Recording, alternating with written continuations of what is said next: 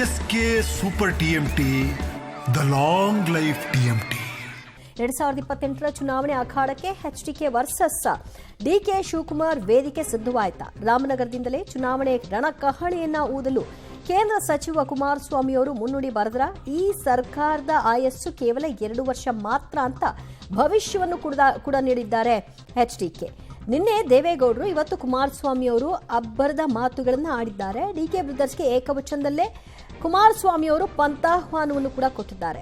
ಇನ್ನು ಮುಂದೆ ರಾಜ್ಯ ಸರ್ಕಾರವೇ ಕುಮಾರಸ್ವಾಮಿ ಟಾರ್ಗೆಟ್. ಹಾಗಾದ್ರೆ ಮುಂದೆ ನಾವು ಬರ್ತೀವಿ 2028ಕ್ಕೆ ನಮ್ಮದೇ ಸರ್ಕಾರ ಅಂತ ಅವರು ಹೇಳ್ತಾ ಇದ್ದಾರೆ. ಬಹಳ ಕಾನ್ಫಿಡೆಂಟ್ ಆಗಿದ್ದಾರೆ, ಜನರು ನಮ್ಮ ಪರವಾಗಿರ್ತಾರೆ ಅಂತ. ಇದೇ ವಿಷಯವಾಗಿ ಸಿಎಂ ಕೂಡ ಕೌಂಟರ್ ಕೊಟ್ಟಿದ್ರು. ಅವರ ವಿಶ್ವಾಸ ಬೇರೆ, ರಾಜಕೀಯ ಭಾಷಣ ಮಾಡೋದು ಬೇರೆ, ಆದರೆ ವಾಸ್ತವವನ್ನೇ ಬೇರೆ ಅಂತ. ಮತ್ತಷ್ಟು ಮಾಹಿತಿ ಪಡೆಯೋಣ ನಮ್ಮ ಪ್ರತಿನಿಧಿ ಶ್ರೀನಿವಾಸರಿಂದ. ಶ್ರೀನಿವಾಸ, ಒಂದು ರೀತಿ ಟಾರ್ಗೆಟ್ ಫಿಕ್ಸ್ ಆದ ಹಾಗೆ ಕಾಣಿಸ್ತಾ ಇದೆ. ಅದು ಹಿಂದೆ ಕೂಡ ಇತ್ತು, ಮಧ್ಯದಲ್ಲಿ ಒಂದು ಬ್ರೇಕ್ ಪಡ್ಕೊಂಡಿತ್ತು, ಈಗ ಮತ್ತೆ ಅದು ಹೆಚ್ಚಾಗ್ತಾ ಇದೆ. ಏನೆಲ್ಲ ಮಾತುಗಳನ್ನು ಆಡಿದ್ದಾರೆ ಕುಮಾರಸ್ವಾಮಿ ಅವರು, ಇದೇನು ಸೂಚಿಸ್ತಾ ಇದೆ?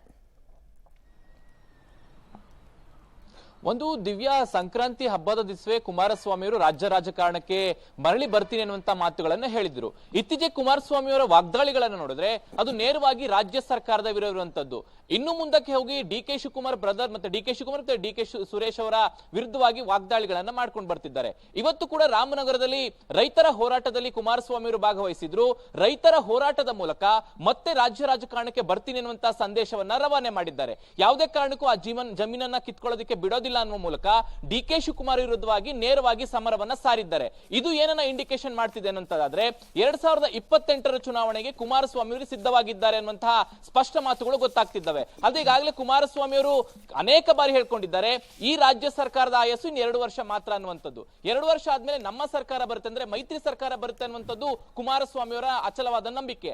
ಆ ಒಂದು ಸಂದರ್ಭದಲ್ಲಿ ನಾವು ಯಾರ್ಯಾರೀಗ ಏನು ತಪ್ಪು ಮಾಡಿದ್ದಾರೆ ಅದನ್ನ ಸರಿ ಮಾಡ್ತೀವಿ ಅನ್ನುವ ಮೂಲಕ ನಾವು ಚುನಾವಣೆಗೆ ಸಿದ್ಧ ಅನ್ನುವಂತ ಸಂದೇಶವನ್ನ ಕೊಟ್ಟಿದ್ದಾರೆ. ಹೀಗಾಗಿ 2028ರ ಚುನಾವಣೆ ನೇರವಾಗಿ ಡಿಕೆ ಶಿವಕುಮಾರ್ ವರ್ಸಸ್ ಕುಮಾರಸ್ವಾಮಿ ಆಗುತ್ತೆ ಅನ್ನುವಂಥದ್ದು ಸ್ಪಷ್ಟವಾಗಿ ಗೊತ್ತಾಗ್ತಿದೆ.